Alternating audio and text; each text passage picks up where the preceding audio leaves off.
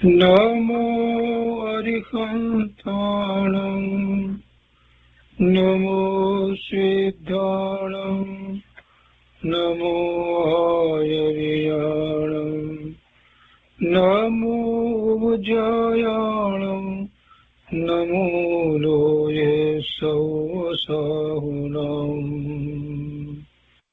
અસપંસ નમોકારો સર્વપાવપનાશનો મંગલાણં ચ સૌવર્ચે પરમં અવૈમંગલમ અજ્ઞાનતિમિરંધાનાં જ્ઞાનાંજનશલાકયા ચક્ષુન્મીલિतं येन તસ્मै શ્રીગુરુવે નમઃ મુખાદિવ્યાકુક્ષિરત્નં શબ્દજિતવર્યાત્મજં શ્રીરાજચन्द्रयहुं વन्दે તત્વલોચનદાયકम् પ્રભુતત્વલોચનદાયકम्.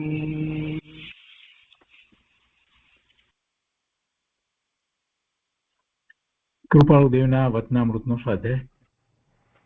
એમાં આપણે વર્ષ 23ના પત્રનો સ્વાધ્યાય કરી રહ્યા છીએ. પત્રાંક 109 સુધી સ્વાધ્યાય થયો છે. આજે પત્રાંક 110 થી આગળ લઈએ છીએ. પાના નંબર 214. આ પત્ર કોની પર લખાયો છે એ સ્પષ્ટ નથી અને એમાં તિથિ પણ નથી. આત્મા ચક્ષુ ગોચર થઈ શકે કે કેમ? આત્મા ચક્ષુ ગોચર થઈ શકે કે કેમ એટલે આંખથી આત્મા દેખાઈ શકે, જાણવામાં આવી શકે ચક્ષુ દ્વારા કે કેમ?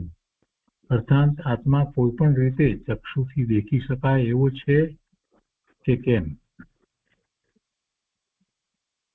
આત્મા ચક્ષુ અને એ સિવાય બીજી 4 ઇન્દ્રિય, એમાંથી કોઈ ઇન્દ્રિયથી આત્મા જણાય એવો નથી. આત્મા ઇન્દ્રિય જ્ઞાનથી જણાય એવો નથી. આત્મા અતિન્દ્રિયપણે અનુભવમાં આવે એવો છે.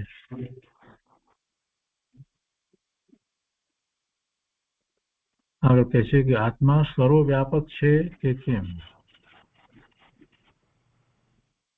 આત્મા પોતે પોતાના અસંખ્ય પ્રદેશ અને અનંત ગુણ એમાં જ વ્યાપી રહ્યો છે, બીજે ક્યાંય વ્યાપતો નથી.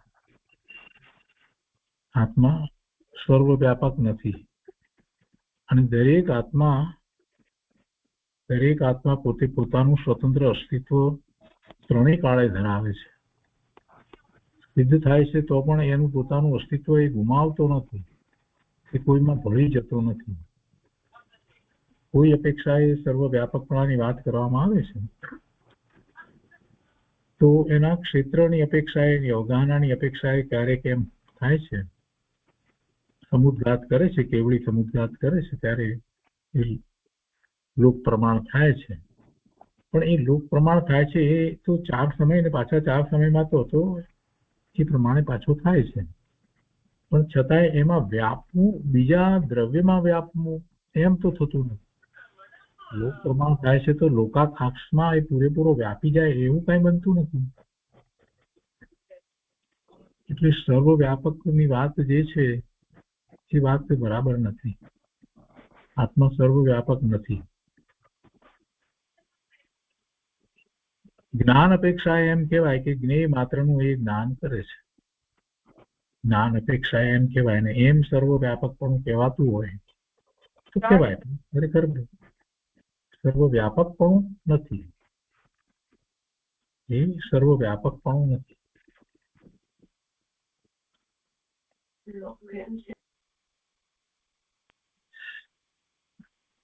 એમાં જ્ઞેય માત્રને જાણે, જ્ઞાન કરે, પણ એથી કરીને આત્માના પ્રદેશો વ્યાપે છે એવો અર્થ થતો નથી. પછી કહે છે કે હું કે તમે સર્વવ્યાપક છીએ કે કેમ? કોઈ સર્વવ્યાપક નથી.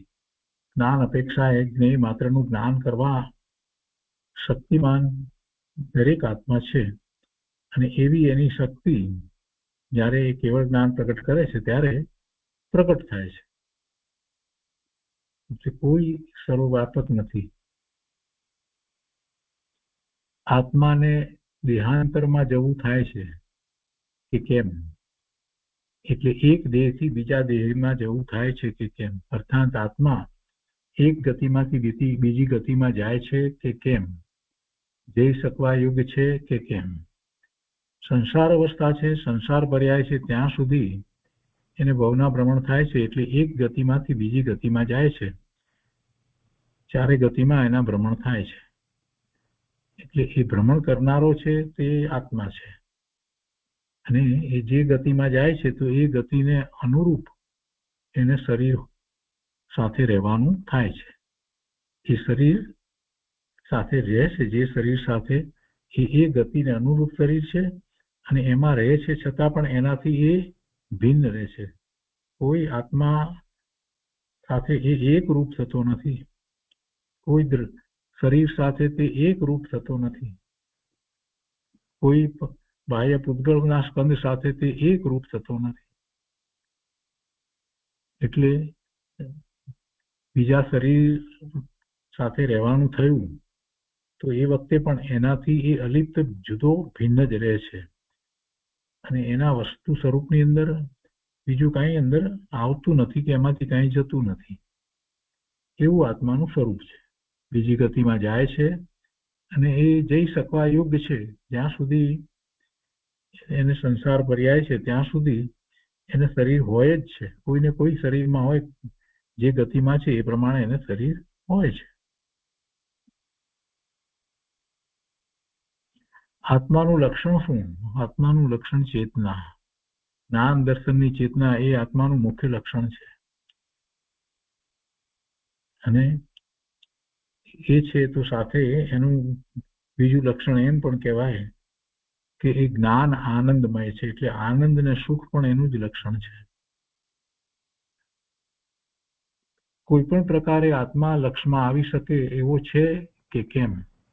હા, આત્મા લક્ષમાં આવી શકે એવો છે. પોતાનો આત્મા પોતાને લક્ષમાં ન આવે એમ છે જ નહીં. પોતાનો આત્મા પોતાને લક્ષમાં આવે એ માટે એને એના જ્ઞાન દર્શનના ઉપયોગને આત્મા તરફ વાળવાના છે.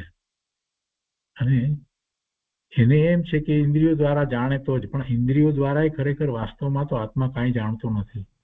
જાણવા વાળું તો જ્ઞાન છે, અને એ જ્ઞાન ઇન્દ્રિય સાથે જોડાઈ અને બાહ્યમાં જે રૂપી પદાર્થો છે એનું જ્ઞાન કરે છે. પણ જે જ્ઞાન જે થાય છે એ જ્ઞાન તો આત્માનો સ્વભાવ છે. તો એવી જ રીતે જ્ઞાન દ્વારા આત્મા પોતે પોતાને અનુભવમાં આવે છે, જણાય છે. એટલે એ રીતે આત્મા લક્ષમાં આવી શકે છે. અને એ માટેનો આખો પુરુષાર્થ મહાપુરુષોએ બતાવ્યો છે. જીનવાણીમાં પણ એનો પુરુષાર્થ બતાવ્યો છે કે એક વખત પોતે આત્માને લક્ષમાં લે. આત્માને લક્ષમાં લે છે તો આત્માની અનુભૂતિ થાય છે. એમાં એને સુખ, શાંતિ, આનંદનો અનુભવ થાય છે, એવું વેદન હોય છે.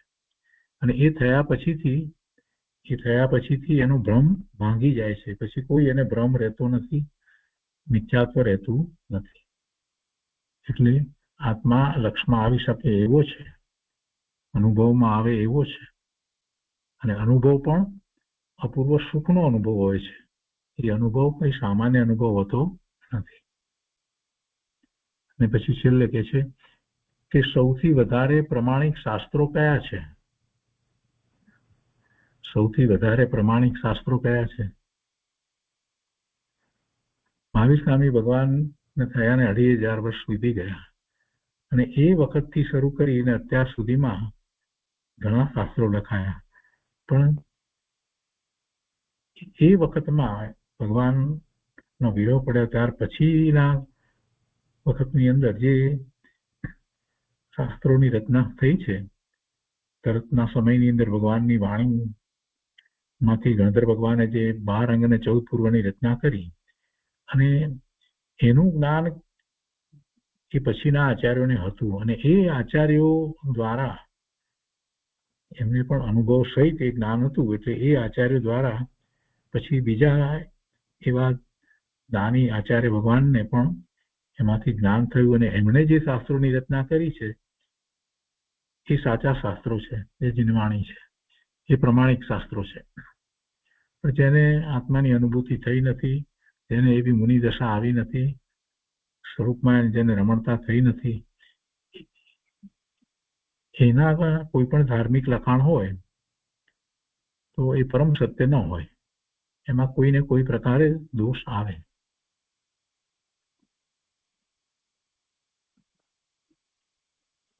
તો એ રીતે 110મો પત્રાંક થયો. એ પછી 111મો પત્રાંક છે એ પણ કોઈની ઉપર લખાયો છે એ સ્પષ્ટ નથી, પણ એમાં તિથિ આપી છે મુંબઈ ફાગણ સંવંત 1946. કૃપાળુદેવ લખે છે કે પરમ સત્ય છે, પરમ સત્ય છે, પરમ સત્ય છે.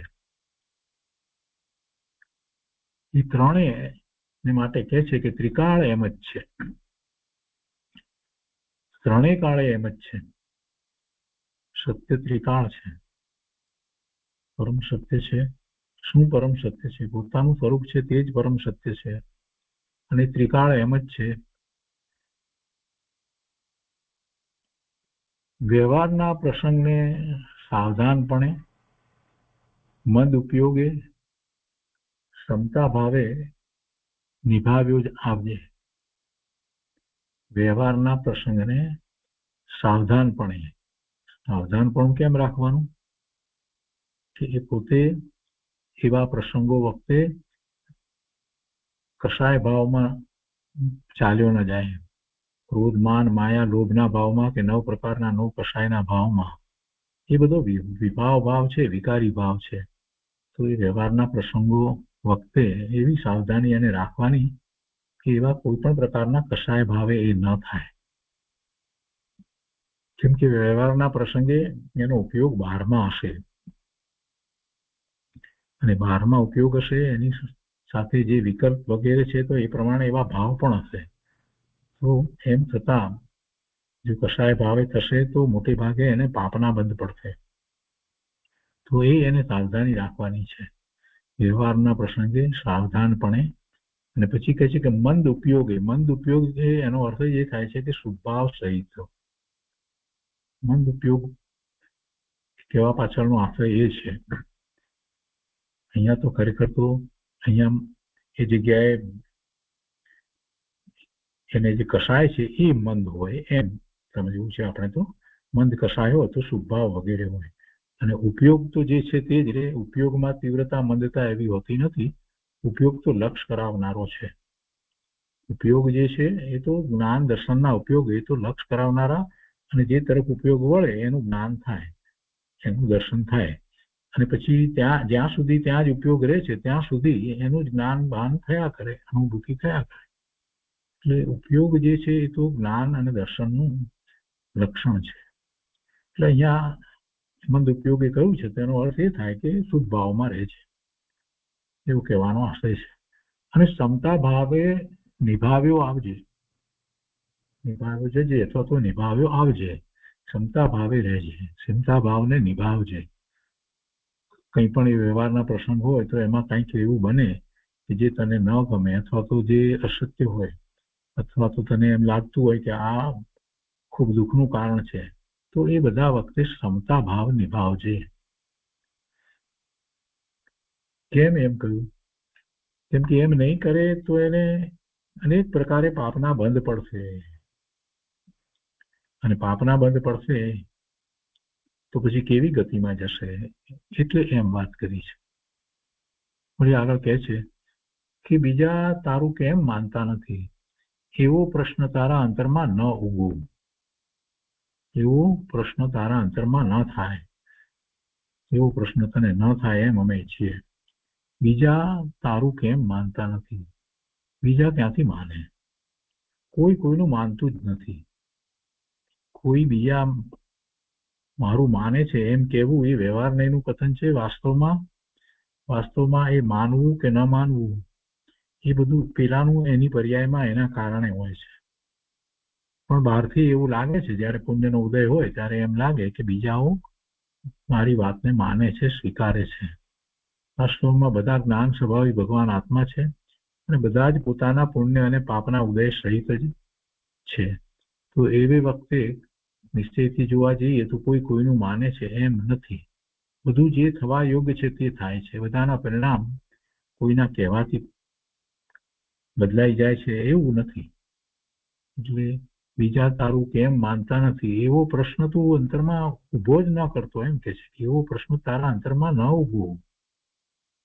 અને કદાચ એ બીજા તારું કયું માને તો એથી તને શું લાભ? મૂળ વાત તો એ છે. મહાપુરુષો હંમેશા એમ જ કહે છે કે કોઈ અમારી વાત માને કે ન માને એથી અમને શું? અમને કોઈ ફેર પડતો નથી. અમે તો પરમ સત્ય પ્રકાશીએ છીએ. અમે તો સત્ય વાત કહીએ છીએ અને અનુભવ સહિતની જીનવાણીની વાત અમે તો કહીએ છીએ.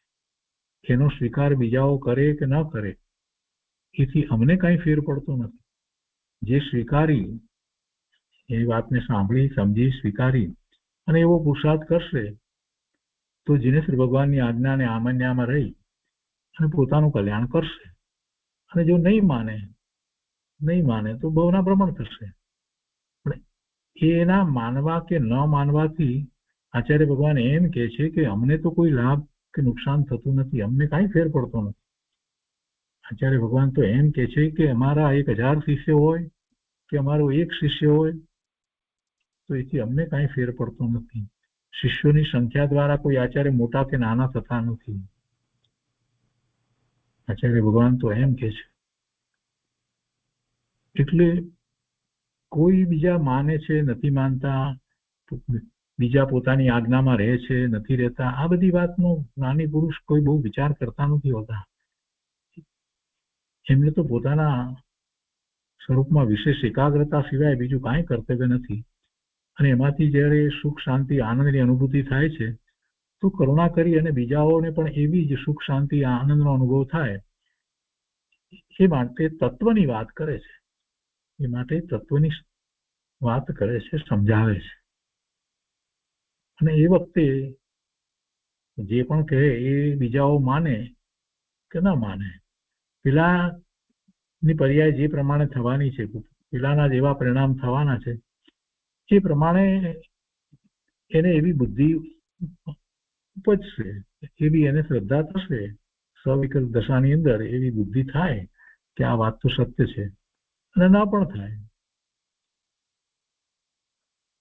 બીજી જગ્યાએ એની બુદ્ધિ બહુ ચાલતી હોય, મોટો પીએચડી થયો હોય, બધી જગ્યાએ આમ સરળ હોય, બધું હોય બરાબર, પણ છતાંય આ ધર્મની વાત આવે તો એ વાત એને ગળે ન ઉતરે. એમ કે કોને ખબર આ બધું હશે કે નહીં હોય. એ બહુ હોશિયાર હોય, બુદ્ધિશાળી હોય, પણ છતાંય પુનર્જન્મમાં પણ માનતા ન હોય એવા લોકો પણ હોય છે. આપણને થાય કે આટલા સરળ છે, બધી રીતે બીજાને મદદ કરે છે, આ છે તે છે, બધું જ સરસ આપણને દેખાય, પણ ધર્મની વાત આવે તો સાંભળે, કરે બધું, પણ છતાંય કહે છે કે પુનર્જન્મમાં હું નથી માનતો. તો પુનર્જન્મની અંદર માનતા નથી તો પછી એ ધર્મ શું કરવાના છે? એટલે પેલા ધર્મની પ્રભાવના કરનારા એવા જે ગુરુ હોય એ બધી વાત કરે, એમાં અને રસ પણ પડે, બધું બરાબર, પણ પેલા મૂળમાં તો પકડીને જ બેઠા હોય કે હું પુનર્જન્મમાં માનતો નથી. હવે એને એ સદગુરુ શું સમજાવવાના છે? અને સદગુરુને એથી શું ફેર પડે છે? પેલા માને કે ન માને એથી એને પોતાને કાંઈ ફેર પડતો નથી. આ બધી વાતને જયારે આપણે સમજીએ છીએ ત્યારે અહીંયા કૃપાળુદેવની વાત છે એ આપણને સમજાય છે કે બીજા તારું કેમ માનતા નથી એવો પ્રશ્ન તારા અંતરમાં ન ઉગો, અને બીજા તારું માને છે એ ઘણું યોગ્ય છે એવું સ્મરણ તને ન થાવ. એવો વિકલ્પ જ ન ઉઠો બીજા મારું માને છે તો એ બરાબર છે, યોગ્ય છે, અમે કહીએ એમ બધા માને છે એટલે સારું છે, અમે તો સાચી વાત કરીએ, અમે તો ધર્મની વાત કરીએ છીએ અને બધા માને છે. આ બધી વાત જે છે એનો વધારે વિચાર કરવાની જરૂર નથી. કે છે કે એવું સ્મરણ તને ન થાવ. પછી કહે છે કે તું સર્વ પ્રકારે તારાથી પ્રવર્તો. વસ્તુ સ્વરૂપ એવું છે, જીવ જે છે પોતે પોતાથી પ્રવર્તે છે, પણ ફેર શું છે કે એનો ઉપયોગ જે તરફ છે એવા એના પરિણામ થાય છે. પ્રવર્તે છે તો પોતે પોતાથી જ, ક્યારેય એ બીજાથી તો પ્રવર્તતો જ નથી. નિશ્ચયથી તો એમ જ છે, જીવ માત્ર પોતે પોતાથી જ પ્રવર્તે છે, પણ એનો ઉપયોગ બહારમાં છે, પરના લક્ષ્ય છે, તો એનું પ્રવર્તન વિભાવ ભાવરૂપ, વિકારી ભાવરૂપ થાય છે, શુભાશુભ ભાવરૂપ પ્રવર્તન થાય છે. અને એ જ જીવ નું લક્ષ્ય સ્વ તરફ છે, એટલે કે ઉપયોગ સ્વરૂપ તરફ વળ્યો છે, તો એ સ્વભાવ ભાવે જ્ઞાન આનંદના ભાવે પ્રવર્તે છે.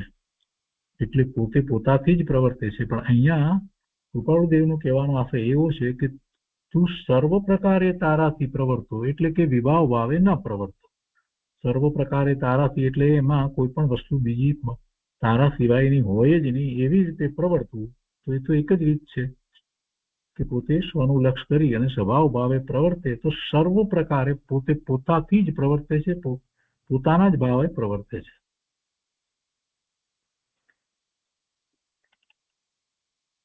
આગળ કહે છે, જીવન અજીવન પર સમવૃત્તિ હો. અજીવન એટલે મરણ, જીવન અને મરણ પર સમવૃત્તિ હો. સમવૃત્તિ કેવી રીતે થાય? જીવન ને મરણ વિશે સમવૃત્તિ કોને થાય? જેને આ સંસાર પર્યાય છે એનો ખ્યાલ આવ્યો છે કે આ જે છે એ મારું સાચું સ્વરૂપ નથી, આ પર્યાય મારી હોય નહીં, આ સંસાર પર્યાય છે એ મારું સાચું જીવન નથી. સિદ્ધ પરમાત્માનો જે વિચાર કરે છે એને ખ્યાલ આવે છે કે સાચું જીવન તો સિદ્ધ પરમાત્મા જીવી રહ્યા છે, જેમને જન્મ ને મરણ નથી, જેમને વૃદ્ધાવસ્થા નથી, જેમને શરીર નથી, જેમને ભવના ભ્રમણ નથી, જેમને કોઈ પ્રકારે આકુરતા વ્યાકુળતા અશાંતિ નથી. એમને શું છે તો કે અવ્યાભાસ સુખ શાંતિનો અનુભવ છે, એક સરખો અનુભવ છે. અને ક્યાં સુધી છે તો અનંત કાળ સુધી છે. તો એ જ જીવન સાચું છે. જીવ માત્રનું એવું જ જીવન હોય એ જ સાચું છે. અને અત્યારે વર્તમાનમાં જે દશા છે જેને આપણે સંસાર પર્યાય કહીએ છીએ, તો એમાં જે જીવન જીવવાનું થાય છે એ કંઈ જીવનું સાચું જીવન નથી. તો એવું જીવન, અને એમાં તો જન્મ ને મરણ હોય જ છે. એ જન્મ મરણ વિનાનું તો હોતું જ નથી. ચાર ગતિમાંથી કોઈ ગતિમાં એનું ઉપજવું થાય છે, અને પછી એ ગતિનો કાળ પૂરો થાય છે તો બીજી ગતિમાં જાય છે, અથવા તો એવી ને એવી ગતિમાં જાય છે. એટલે એવું જન્મ અને મરણ, એમાં જીવને પોતાને તો કઈ મરવાનું થતું નથી, એનો તો કઈ નાશ થતો નથી. જીવના પ્રદેશમાંથી એક પ્રદેશ પણ ઘટતો નથી કે વધતો નથી, કાંઈ થતું નથી. જન્મ અને મરણ, અને જન્મ અને મરણ વચ્ચેનો કાળ જેને આપણે જીવન કહીએ છીએ, એ જીવન એ ખરેખર તો સંસાર પર્યાયમાં વાસ્તવિક જીવન પણ નથી. એટલે એમ જયારે વિચાર કરે છે તો એને ખ્યાલ આવે છે કે બધું બરાબર છે, ઠીક છે, એમ સમવૃત્તિ થાય, એમ એને સમવૃત્તિ હોય. અને એમ છે તો પછી એને મરણ સંબંધી નો ભય પણ રહેતો નથી. કેમ કે પોતે ક્યાં મરવાનો છે, પોતાનો ક્યાં નાશ થવાનો છે, પોતે તો શાશ્વત વસ્તુ છે, બીજી ગતિમાં જવાનું છે. અને બીજી ગતિ કેવી થાય એના માટે વિચાર કરે છે. કેવી રીતે આ બધા ગતિ એક પછી એક થઈ રહી છે, ભવના ભ્રમણ થઈ રહ્યા છે, ટળે એનો એ વિચાર કરે. એ ધર્મી જીવ છે, એ સાચું એવો વિચાર કરે છે અને એવો પુરુષાર્થ કરે છે, એ ધર્મી જીવ છે. જીવન હો તો એ જ વૃત્તિએ પૂર્ણ હો. કઈ વૃત્તિએ પૂર્ણ હો? કે જેમાં સમવૃત્તિ હો. જીવન હો તો એ જ વૃત્તિએ પૂર્ણ હો. સમવૃત્તિની વાત કરી છે ને, એટલે સમવૃત્તિ એટલે જે પણ ઉદયો આવે એ ઉદયો પોતાની અંદર નથી, ઉદયો પોતાથી બહાર છે. ઉદયો કર્મના છે, અને એ ઉદયો નો જયારે જ્ઞાતા દ્રષ્ટા થઈ જાય છે, એની સાથે જોડાતો નથી, એમાં ઈષ્ટ અનિષ્ટ બુદ્ધિ કરતો નથી, તો એની સમવૃત્તિ હોય, બધું બરાબર છે, સરખું છે, એ કર્મના ઉદયો છે. એ કર્મના ઉદયો જે છે એ પૂર્વે જે ભાવ કર્યા હતા એના ફળ સ્વરૂપે છે, એનું રિઝલ્ટ છે. એ મારા વર્તમાન જીવન ઉપર કઈ અસર કરતા નથી. વર્તમાનમાં હું મારા સ્વરૂપનું લક્ષ્ય કરી એની અનુભૂતિ કરવા માટે સક્ષમ છું, એવો પુરુષાર્થ કરી શકું છું. એવા ભાવમાં જ રહે તો પછી એ સમવૃત્તિને કારણે એ મોક્ષ માર્ગમાં પદાર્પણ કરી શકે. અને એ વાત અહીંયા કરી છે કે જીવન અજીવન પર સમવૃત્તિ હો અને જીવન હો તો એ જ વૃત્તિએ પૂર્ણ હો, સમવૃત્તિએ પૂર્ણ. અને એમ જ સમવૃત્તિએ જ્યારે આખું જીવન જીવી જાય છે તો એ મોક્ષ માર્ગમાં જ હોય, એ સિવાય તો એમ બને નહીં.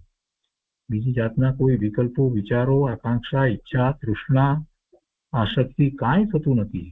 જ્યારે એવો નિર્ણય થઈ જાય છે કે એ બધું જે છે એ મારું નથી, એનાથી જુદો હું ભગવાન આત્મા છું, આ ગતિ છે, એમ જ્યારે નિર્ણય થઈ જાય છે તો પછી એ સમવૃત્તિ એવી છે કે જેને કારણે એને બહારમાં ઉદાસીનતાનો ભાવ આવી જાય છે. બધું બરાબર છે, સમ છે, બધા બીજા બધાઓને જુએ છે, બીજા જીવોના ઉપજવાને જુએ છે, એમના દેહ છોડવાને જુએ છે, આ બધું જુએ છે, અને છતાં પોતાની વૃત્તિ જે છે એમાં કાંઈ ફેરફાર કરતો નથી. કેમ કે સાચું જ્ઞાન ભાન થયું છે, સંસાર પર્યાય કોને કહેવાય એ એની સમજમાં આવ્યું છે, એટલે પછી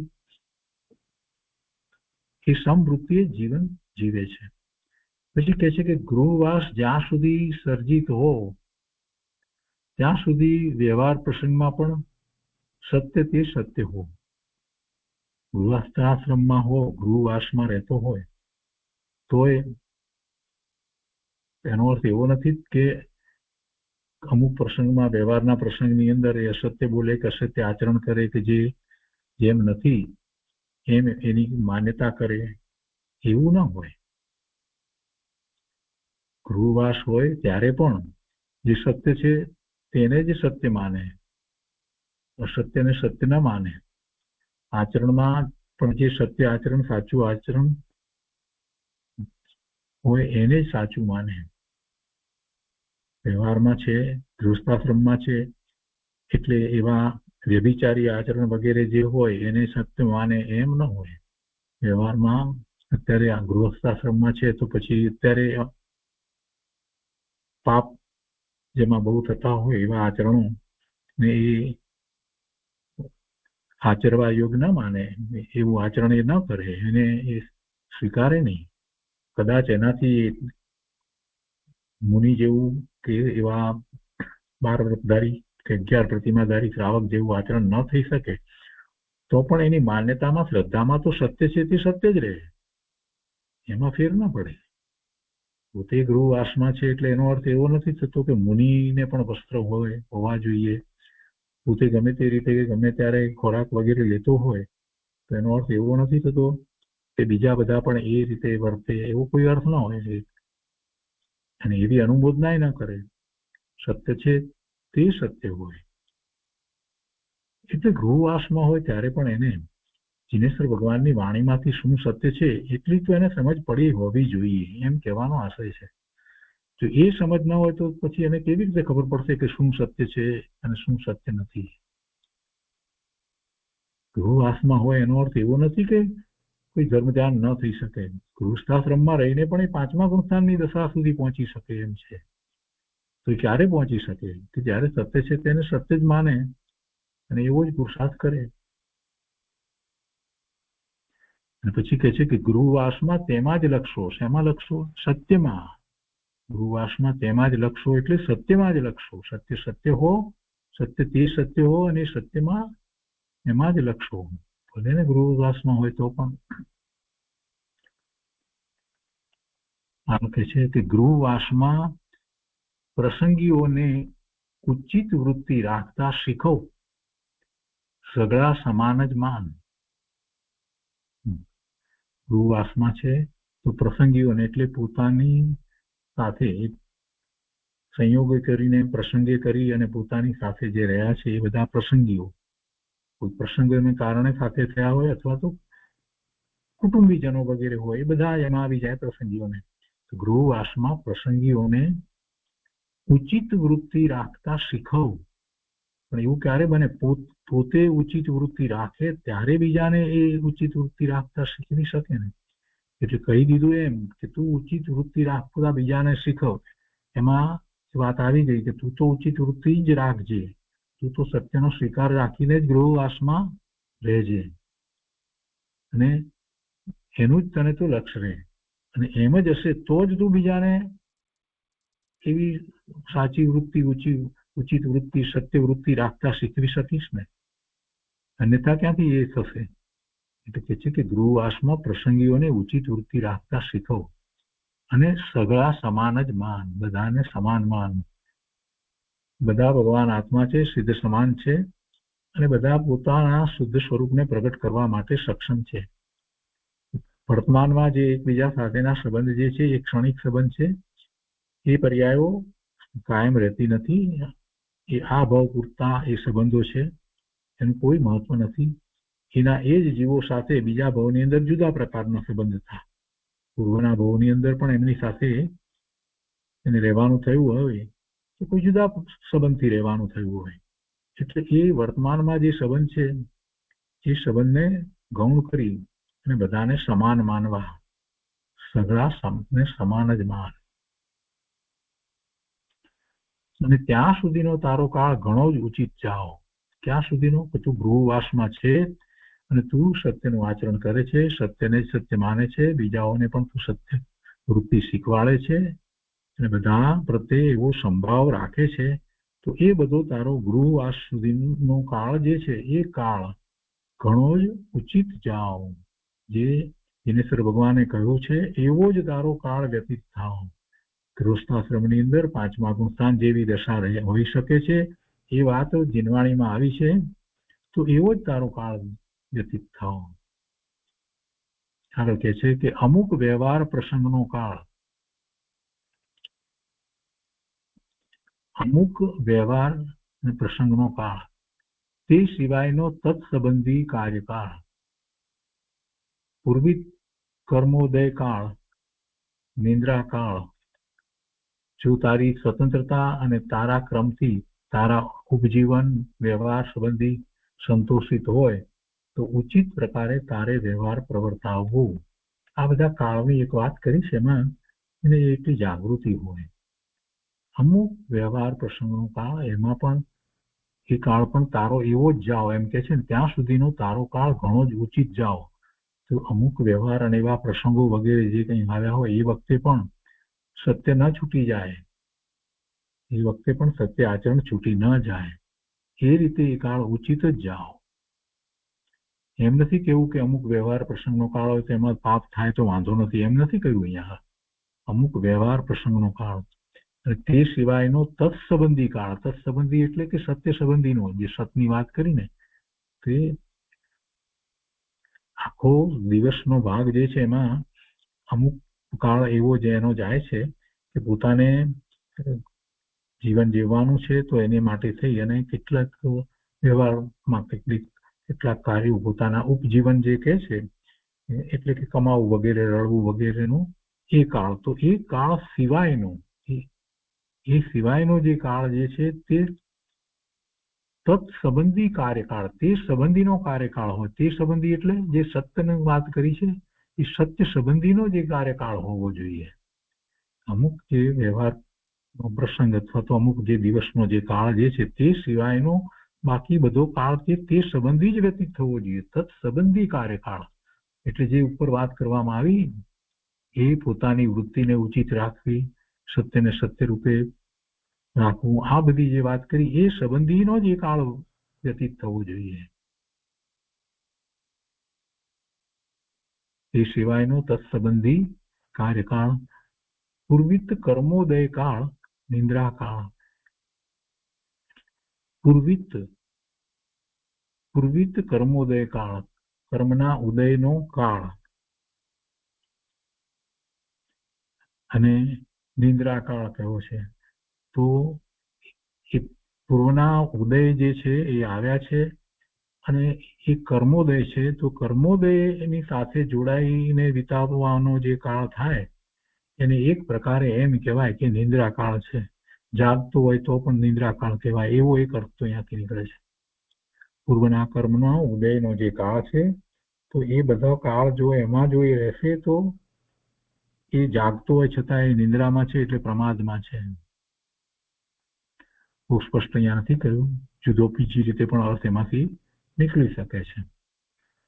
અમુક વ્યવહાર પ્રસંગનો કાળ તે સિવાયનો તત્સંબંધી કાળ ત્યાં સુધી વાત છે ને પછી કહે છે કે પૂર્વિત કર્મોદય કાળ, પૂર્વે જે કર્મ બાંધ્યા હતા એનો ઉદય આવે છે તો એ કર્મોદય નો કાળ અને પછી નિંદ્રા કાળ.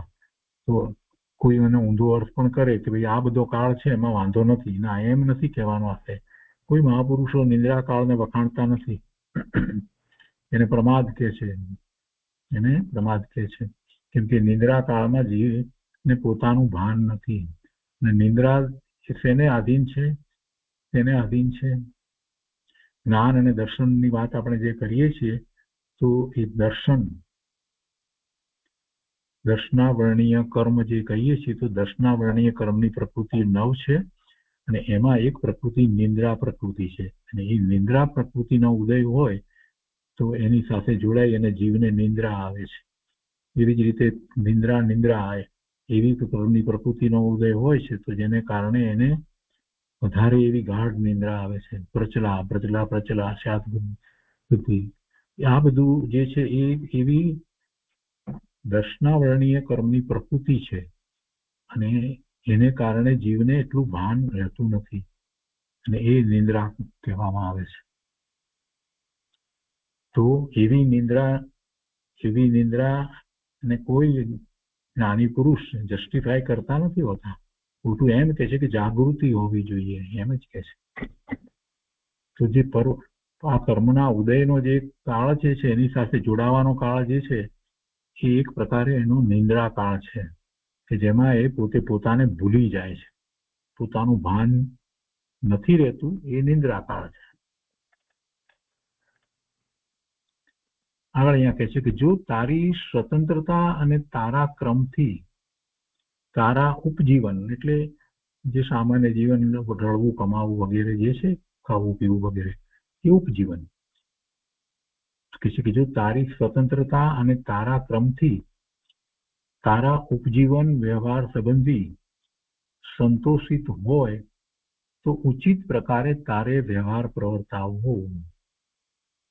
તને જે કઈ આજીવિકા વગેરે જે છે એ બધું બરાબર છે, તારી સ્વતંત્રતા અને તારા ક્રમથી આ જે છે એનાથી તું સંતોષિત હોય તો ઉચિત પ્રકારે તારે વ્યવહાર પ્રવર્તાવો. ઉચિત પ્રકારે વ્યવહાર પ્રવર્તાવો એટલે સત્યનું આચરણ છોડવું નહીં, જે પહેલા કહેવાયું છે તે પ્રમાણે અસત્યમાં જવું નહીં, બીજાને પણ સત્ય શીખવાડવું વગેરે, તે રીતે વ્યવહાર પ્રવર્તાવો.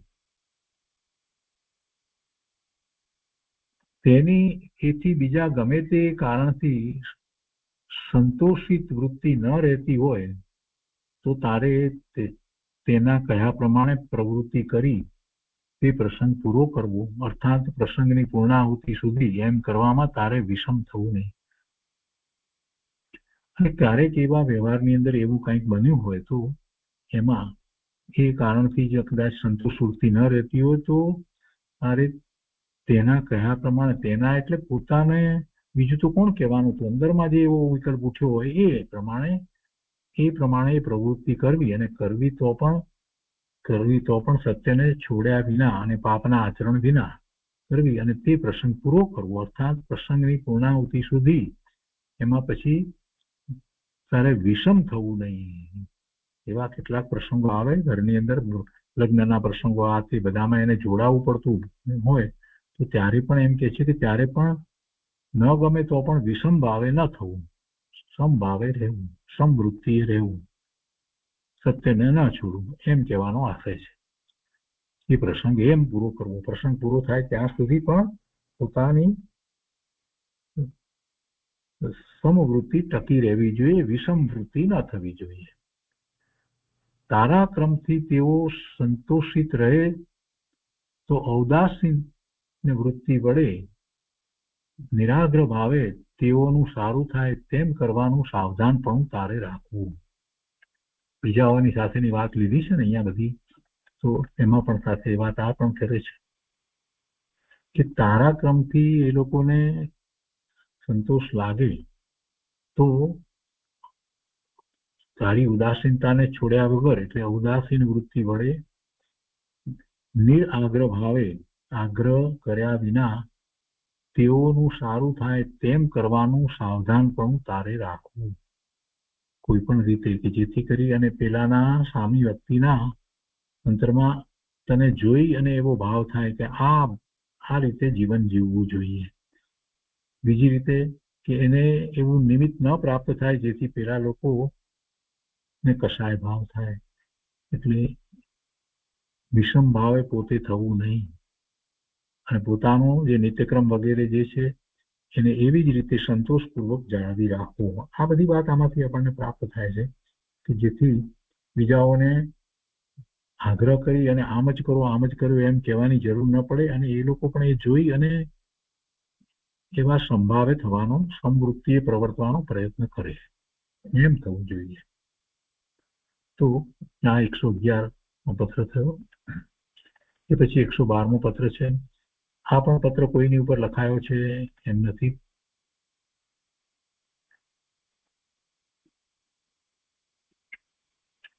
મુંબઈ ચૈત્ર સંવત 1946. એમાં કહે છે 112મા પત્રાંકમાં કે મોહ આચ્છાદિત દશાથી વિવેક ન થાય એ ખરું, નહીં તો વસ્તુ ગતે એ વિવેક ખરો છે. મોહ આચ્છાદિત દશાથી વિવેક ન થાય એ ખરું, એમ જ છે. મોહ સહિત જ્યારે દશા હોય ત્યારે જીવને વિવેક નથી હોતો. કે મોહને કારણે એને સાચા ખોટાનો વિવેક નથી હોતો, ઈષ્ટ અનિષ્ટનો વિવેક નથી હોતો, પોતાને શું હિતકારી છે અને પોતાને શું અહિતકારી છે એનો વિવેક નથી હોતો. તો સાચું ખોટું, હિત અહિત, પોતાને ઉપકારી છે કે નુકસાનકારક છે, આ બધું પરમાર્થે લેવાનું છે, એ રીતે લેવાનું છે. તો પછી મોહ આચ્છાદિત દ્રષ્ટિમાં તો એ ઊંધું પણ લેશે કે આ મને સુખનું કારણ છે માટે હું આમ કરું. એમાં તો એ ગમે તે પ્રકારે કલ્પિત સુખ માનતો હોય, સુખની હિંસામાં સુખ માનતો હોય, એટલે એમ વાત નથી લેવાની, પરમાર્થે વાત લેવાની છે. પરમાર્થે પોતાને હિતનું કારણ, પરમાર્થે પોતાને જે ઈષ્ટ છે તે, પરમાર્થે પોતાને શાશ્વત સુખનું કારણ. તો એ શું છે એનો વિવેક, અને એનાથી વિરુદ્ધ શું છે તે બેમાં ભેદ કરી અને એનો વિવેક હોવો જોઈએ. અને એ વિવેક જ્યાં સુધી મોહ છે ત્યાં સુધી એવો વિવેક હોતો નથી, એમ છે. મોહ આચ્છાદિત દશાથી વિવેક ન થાય એ ખરું. એનો અર્થ એ થયો કે મિથ્યા દ્રષ્ટિને વિવેક નથી હોતો, મિથ્યા દ્રષ્ટિ વિવેક ભૂલી જાય છે.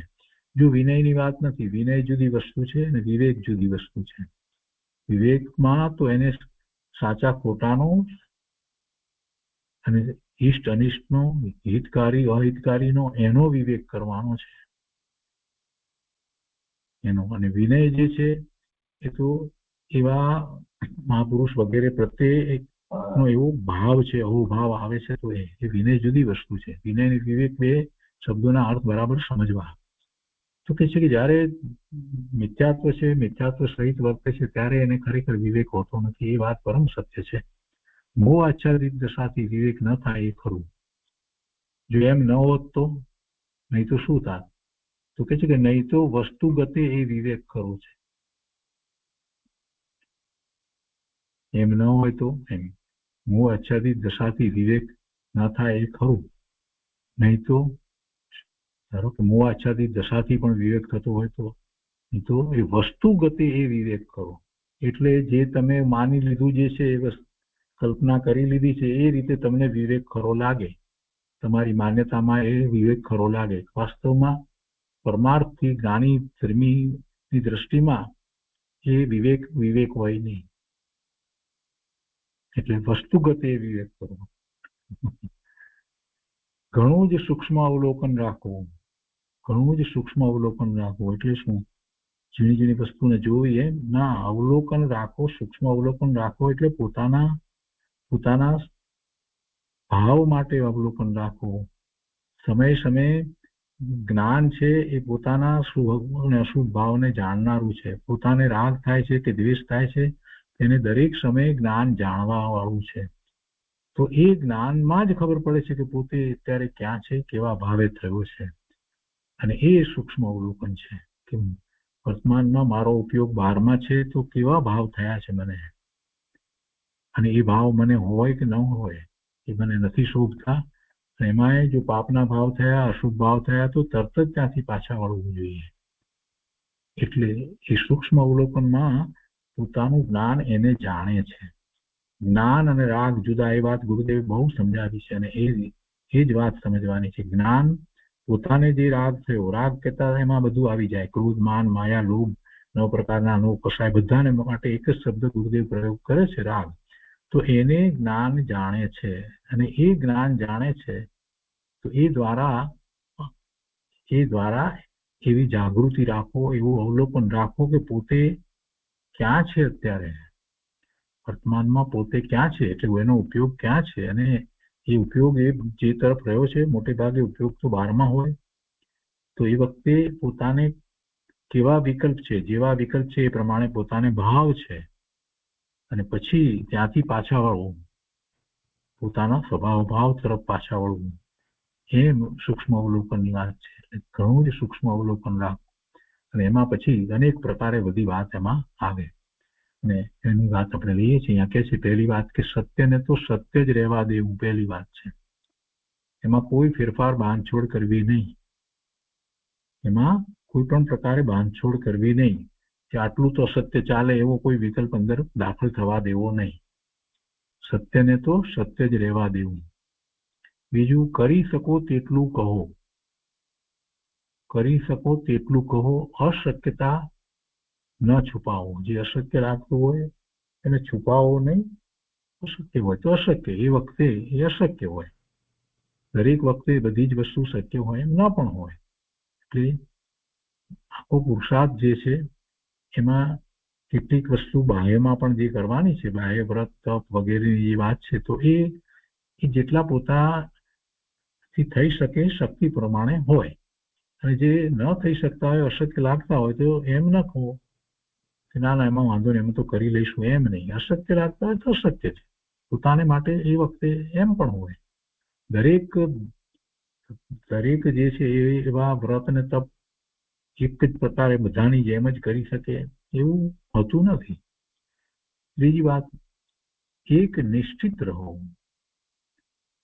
નિષ્ઠાપૂર્વકનું જીવન રહેવું જોઈએ. એક નિષ્ઠા કોના પ્રત્યે?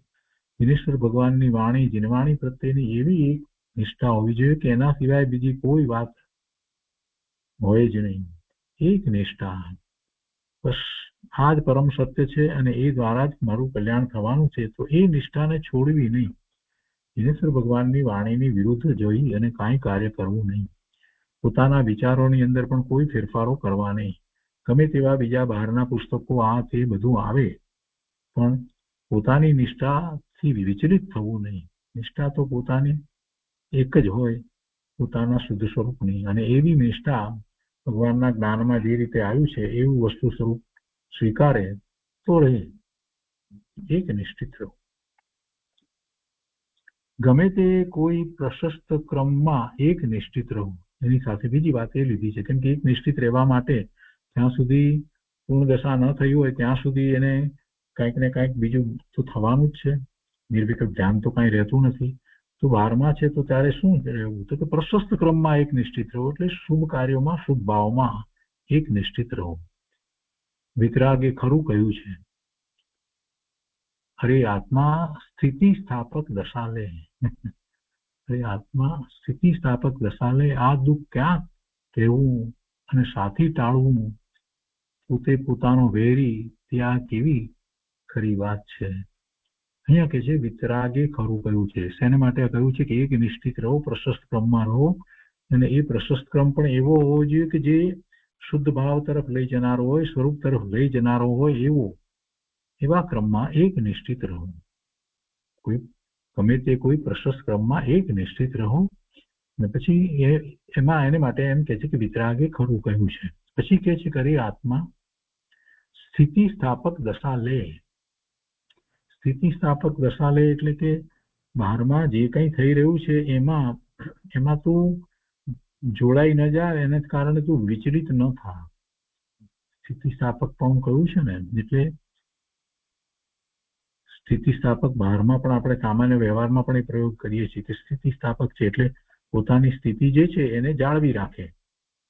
કંઈ પણ એની ઉપર દબાણ વગેરે આવે છતાંય પોતે પોતાની સ્થિતિને જાળવી રાખે, એ સ્થિતિસ્થાપક પણ. તો બહારમાં કોઈ પણ પ્રકારના એવા અવસર પરિસર આ તે બધું પણ આવે તે છતાં પણ આત્મા પોતે પોતાની જે દશા જે છે એને જાળવી રાખે, એવું સ્થિતિસ્થાપક. એવી દશા લે, એ દશાને છોડીશ નહીં કે હું ભગવાન આત્મા જ્ઞાન આનંદ સ્વરૂપ છું અને પોતાનો જે ક્રમે નિત્યક્રમમાં ગોઠવાયેલો જે પુરુષાર્થ છે એમાંથી એ વિચલિત ન થાય, એવી સ્થિતિસ્થાપક દશા ગ્રહણ કરે, એ જાળવી રાખે.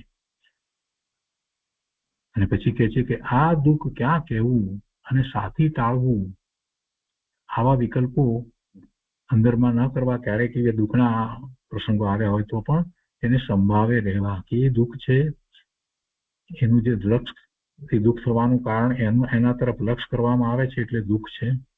અને એ પૂર્વે જે કર્મે જે ભાવ કર્યા હતા એને કારણે એવા કર્મના ઉદય આવ્યા છે માટે છે, એટલે એને કારણે ટળવાનું જ છે. એ સાથી ટાળવું એટલે એને કારણે ટળવાનું જ છે. અને બીજી રીતે કહીએ તો આ દુઃખ ક્યાં કહેવું, કોઈને કહેવાની જરૂર નથી. ને ટાળવું તો ટાળવાનો ઉપાય એક જ છે કે પોતાના સ્વભાવ ભાવનો પુરુષાર્થ કરે તો એ ટળે. ભવિષ્યમાં નવું ઉત્પન્ન ન થાય. જે આવ્યું એ તો આવ્યું, એ પર્યાય તો થઈ એ તો થઈ, અને જે ઉદય આવ્યા છે તો ઉદય તો આવીને રહેશે, પણ ઉદય સાથે ન જોડાવું એ એનો એક રસ્તો છે. અને એને કારણે એ જશે. જ્યાં સુધી ઉદયો રહેવાના છે ત્યાં સુધી તો રહેશે જ, પણ એને પોતે નિગ્લેક્ટ કરી શકે છે, એના તરફ લક્ષ ના આપે એમ એ કરી શકે છે. એ એનો ઉપાય છે. એ નથી કરતો તો શું, અને એની સાથે જોડાઈને દુઃખી થયા કરે તો શું? તો કે છે કે પોતે જ પોતાનો વેરી થાય છે. આ વાત કરી છે, પોતે જ પોતાનો વેરી થાય છે, પોતે જ કર્મના ઉદયો સાથે જોડાઈને દુઃખી થાય છે. કોઈ એને કર્મ દુઃખી કરતું નથી, પોતે જ પોતાનો વેરી થાય છે અને દુઃખી થાય છે. ભવના ભ્રમણનું કારણ બીજું કોઈ નથી, કોઈ કર્મ ભવના ભ્રમણ કરાવતું નથી, પણ પોતે એની સાથે જોડાઈ અને વિકારી ભાવે વિભાવ ભાવે થાય છે અને નવા કર્મો એવા બાંધે છે અને સંસાર એનો ટળતો નથી, એ દુઃખી થાય છે.